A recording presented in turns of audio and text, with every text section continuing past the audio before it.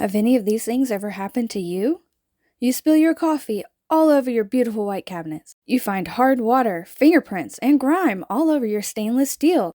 You open your washer, and it stinks. Your dishwasher doesn't clean your dishes. And your fridge, oh, what's that smell? Well, do I have good news for you? I'm coming out with a new series called Adulting 101, How to Clean Fill in the Blank. I'm going to go through the house and look at common things that sometimes we don't even know we're supposed to be cleaning them, let alone how to do it. And I'm going to teach you how, simple steps. I'll give you options in case your appliance or whatever doesn't match mine, or you don't have the tools that I happen to have, which I don't have very many. So we're going to keep it simple and easy. We're going to get our house really clean. Why don't you come on and join me?